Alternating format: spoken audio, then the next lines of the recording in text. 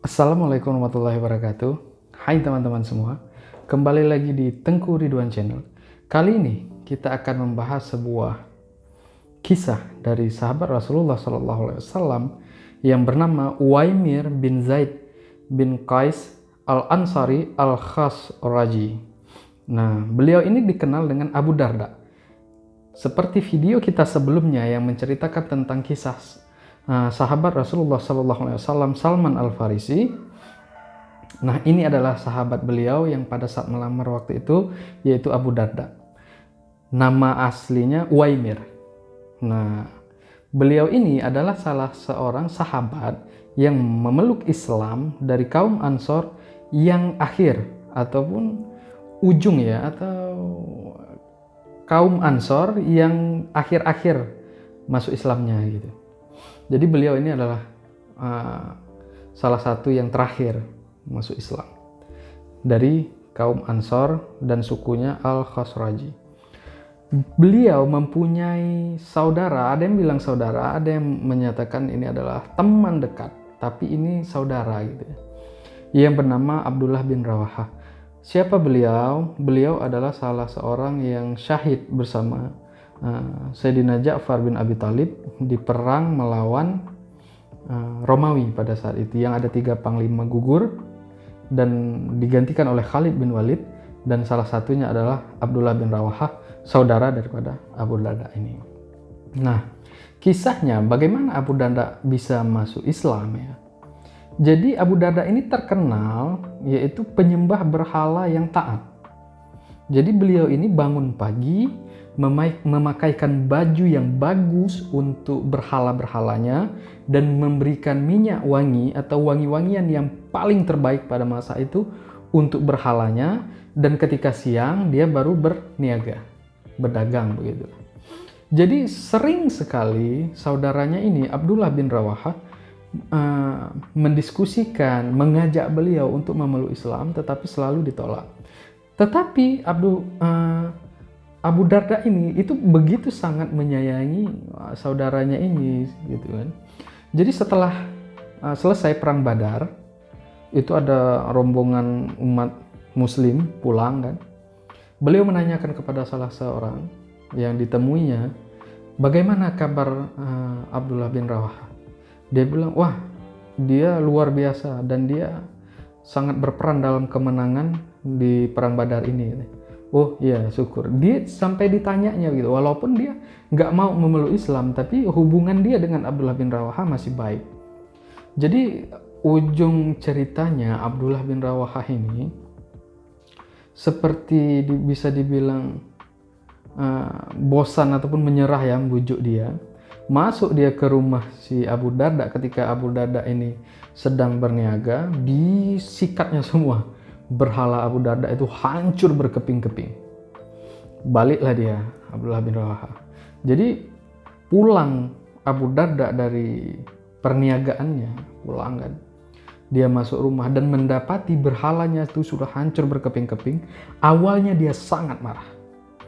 Dia ingin membalas kepada Abdullah bin Rawahah. Kayak gini, bekawan, kayak gini saudara, begitulah. Kira-kira semakin marahnya dia. Di saat dia hendak marah mengumpulkan kekuatan dan siasat untuk balas dendamnya, si Abu Darda ini mendapat hidayah dari Allah Subhanahu wa taala. Apa hidayahnya? Dia berpikir, bagaimana sesuatu yang ku sembah, ku puji, ku puja gitu kan, menyelamatkan aku, sedangkan dia sendiri tidak bisa menyelamatkan dirinya sendiri, bisa hancur kayak gini gitu ya. Sampai dia bilang, bodoh kali kalian, kenapa kalian nggak lawan si Abdullah bin Rawahah itu gitu. Sampai kalian hancur berkeping-keping kayak gini. Jadi dia berpikir, macam mana dia mau nyelamatin aku gitu kan. Nah, dia sendiri aja nggak selamat kan. Nah, saat itu dia memutuskan untuk ke majelis Rasulullah SAW. Di sana Abdullah bin Rawahah bilang ke Rasulullah, ya Rasulullah, ini kayaknya si Abu Darda ini marah sama aku ini, mau dibalasnya ini. Terus Rasulullah SAW bilang, tidak, dia kemari itu untuk masuk Islam. Begitulah Allah mengatakan kepadaku, kata Rasulullah SAW. Dan benar ketika dia sampai dia menghadap dan dia mengucapkan 2 kalimat syahadat dan memeluk Islam pada saat itu. Nah, di saat itu dia bertekad. Para sahabat yang lain itu sudah masuk Islam jauh sebelum dia, menghafal ayat Al-Quran jauh lebih banyak dari dia, dan dia memutuskan untuk beribadah giat agar mengejar ketertinggalannya gitu. Dan menghafal ayat-ayat Al-Quran itu lebih gencar, lebih kuat daripada yang lain, supaya dia jangan tertinggal gitu. Dan keyakinan, keimanannya itu luar biasa. Dan apa sanjungan Rasulullah SAW terhadapnya ada, yaitu tentang sebaik-baiknya penunggang kuda kesatria adalah Uwaimir. Jadi dia sebaik-baiknya penunggang kuda, si Uwaimir. Dan dia adalah orang bijaknya umatku. Jadi orang yang bijak di dalam umat Rasulullah SAW itu si Abu Darda. Wah, Masya Allah, dipuji oleh Rasulullah SAW. Dan hadis sahih yang diriwayatkan oleh Abu Darda itu ada beberapa gitu kan. Dan ketika itu ada satu hadis ya, yang dari Abu Darda yang diamalkan sampai saat ini ya, yaitu kekasihku Shallallahu Alaihi Wasallam menasihatiku dengan 3 hal. Ketiga hal ini tidak akan kutinggalkan selama aku hidup. Nah, puasa 3 hari di setiap bulan, salat duha, dan tidak tidur sebelum melakukan salat witir. Yang pertama, puasa 3 hari di setiap bulan, salat duha, dan tidak tidur sebelum salat witir. 3 amalan ini. Ini yang diriwayatkan oleh Abu Darda begitu. Nah, di saat Rasulullah SAW wafat, nah, ada satu hal yang menarik ya. Di saat itu kan Al-Quran belum seperti saat ini, belum tertulis ya. Dia masih mencar-mencar begitu, mencar-mencar. Nah, dari Anas bin Malik radhiyallahu anhu, ia berkata, saat Rasulullah SAW wafat, Al-Quran itu tidak dihafal kecuali oleh 4 orang. 4 orang. Abu Darda, Mu'adz bin Jabal, Zaid bin Thabit, dan Abu Zaid. 4 orang. Dan termasuk si Abu Darda satu di antara 4 orang penghafal Al-Quran setelah Rasulullah SAW wafat. Masya Allah, subhanallah. Beliau adalah salah seorang sahabat yang dimuliakan oleh Allah SWT. Jadi 4 orang penghafal Al-Quran dan termasuk salah satunya beliau. Nah, di saat Khalifah Umar bin Khattab memimpin kaum muslimin pada saat itu. Nah, Umar bin Khattab ini kan selalu berkeliling pada malam hari untuk melihat masyarakatnya gitu. Dia merasa bertanggung jawab ketika ada masyarakatnya yang tidak bisa tidur gitu lah. Jadi dia melewati rumah Abu Darda dan mau masuk gitu. Mau masuk. Jadi rupanya pintunya nggak terkunci. Jadi dibukanya, dia masuk dalam keadaan gelap, dirabanyalah kasur si Abu Darda, dipegangnya bantal, ternyata bantal itu adalah pelana kuda. Dan selimut Abu Darda waktu itu tipis. Jadi terabak kasur ya, kasurnya itu terabak. Terus Umar bertanya kepada Abu Darda, "Ya Abu Darda, sesungguhnya keadaan Islam saat ini berbeda dengan keadaan Islam pada waktu itu," dia bilang. Karena pada saat Khalifah Umar itu kan Islam sudah terbangun, sudah mandiri, sudah mempunyai penghasilan, sudah merdeka di dalam melakukan ibadah gitu. Jadi Umar, Khalifah, itu menawarkan sesuatu dari Baitul Mal untuk diberikan kepada Abu Darda. Padahal dikala dia belum Islam, Abu Darda ini berniaga itu mendapatkan 300 dirham per hari. Itu besar. Nah, terus dia tinggalkan niaganya. Dia bilang, Aku berusaha menggabungkan antara perniagaan dengan ibadahku, tetapi tidak bisa. Maka dia tinggalkan niaganya, dia beribadah. Dia tidak mau ketinggalan sholat berjamaah bersama Rasulullah SAW. Jadi dia tinggalkan niaga dan dia hidup dengan berkecukupan. Zuhud kata kita sekarang. Jadi singkat cerita yang tadi itu, ketika ditawarkan oleh Umar untuk mendapatkan bantuan dari Baitul Mal, Abu Darda mengatakan kepada Umar,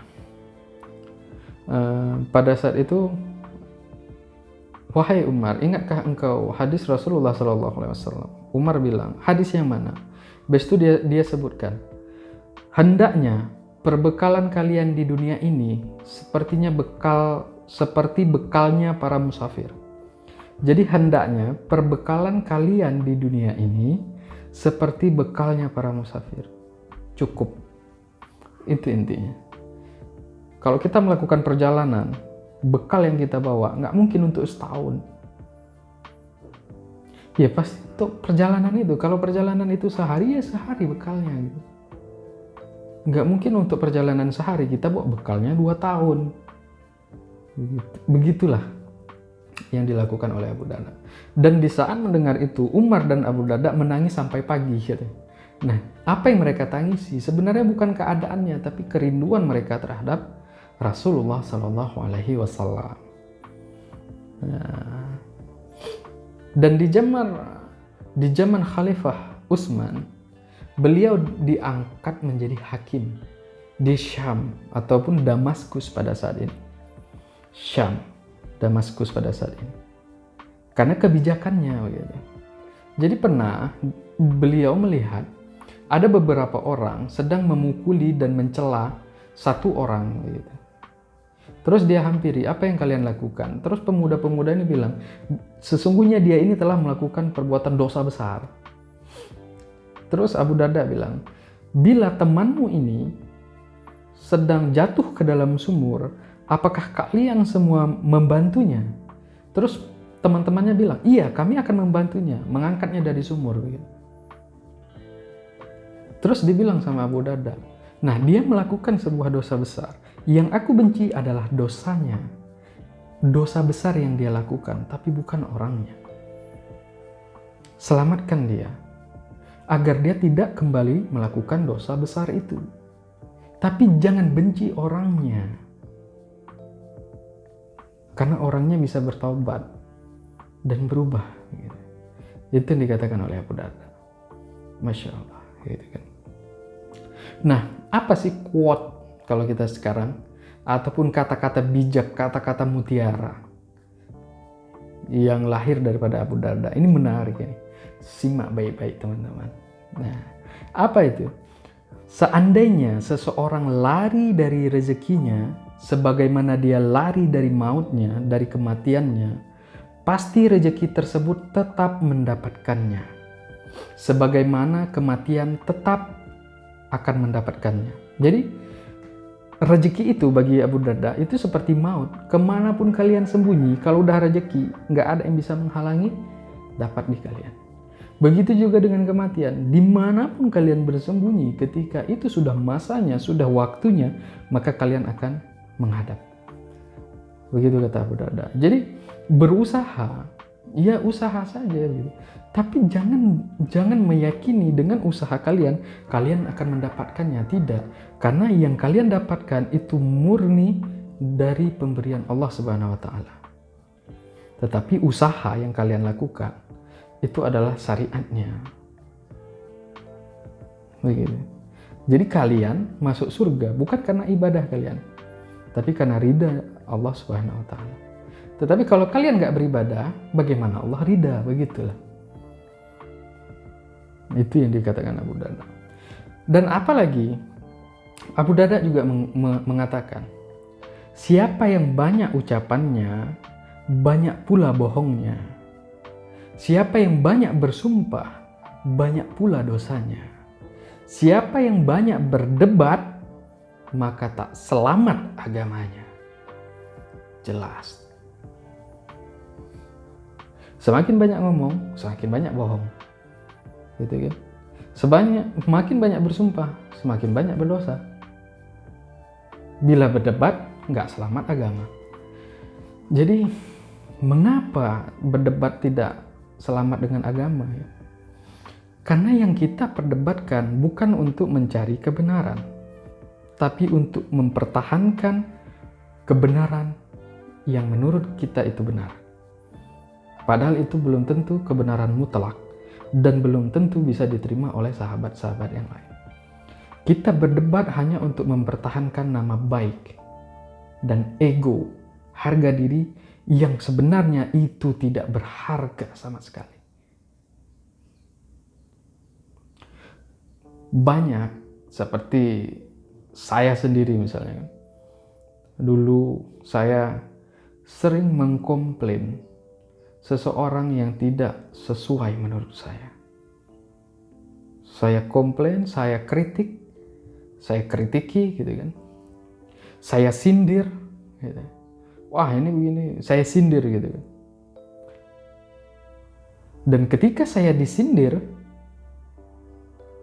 naik emosi. Saya lakukan klarifikasi. Padahal klarifikasi juga untuk apa gitu. Padahal saya yang bilang gitu kan. Tapi saya juga lakukan klarifikasi. Marah, panas. Gitu. Dan ketika kita sudah mencapai, bisa menepis di bagian itu, yaitu kita tidak melihat kebenaran dan kesalahan menurut mata kita, tetapi ada standarnya gitu. Jangan gunakan standar kita, tapi ada standarnya, memang ada standarnya gitu. Bukankah kita disuruh terus positif, tapi mengapa kita melakukan perdebatan? Ya? Mengapa kita selalu melihat saudara kita itu negatif? Karena dia tidak sesuai dengan kita. Ya wajar lah. Ya kan? Dan ketika kita mohon maaf, ternyata orang yang kita mintakan maafnya itu tinggi dia, naik dia, ya nggak apa-apa. Dia merasa benar, ya berikan kebenaran itu. Yang kita jaga adalah persaudaraan, persahabatan, itu jauh lebih penting daripada sebuah kebenaran yang apa kebenarannya begitu. Kita berdebat bukan untuk dapat sertifikat, bukan untuk dapat piala, apalagi untuk pahala. Malah yang ada merusak hubungan ya. Gitu. Itulah yang dibilang oleh Abu Darda. Siapa yang banyak berdebat maka tak selamat agamanya. Berdebat ini kan mencari-cari perbedaan, mencari-cari kesalahan. Ya kalau ada orang yang salah ya tutupin gitu. Ya kita tutupin. Kalaulah memang dia itu melakukan sebuah kesalahan yang menurut kita salah, kita omongkan. 4 mata ya, 2 orang. Jangan di depan khalayak ramai. Karena itu juga melanggar adab ya. Kalau kata orang Melayu, menjatuhkan air muka. Ya walaupun teman-teman ada yang pendidikannya tinggi, bahkan sampai luar negeri, ada pendidikan kita yang cuma dalam negeri, bahkan tidak memenuhi pendidikan kewajiban 9 tahun kan. Tapi apakah karena kita pendidikan kita tinggi kita menganggap remeh yang rendah? Tidak bisa begitu. Rasulullah SAW saja tidak bisa membaca menulis. Ya kan? Jadi ayolah, jangan lihat perbedaan, tapi cari persamaan. Sehingga kita pun nyaman. Gitu ya. Mungkin itulah sedikit cerita tentang kisah kita hari ini tentang sahabat Rasulullah SAW, Abu Darda, orang yang bijak. Gitu.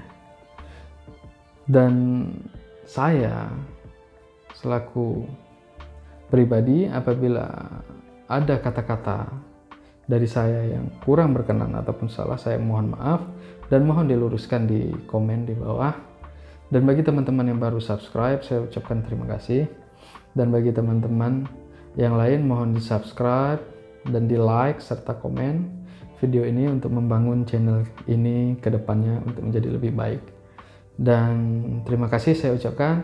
Saya akhiri dengan wabillahi taufiq wal hidayah. Assalamualaikum warahmatullahi wabarakatuh.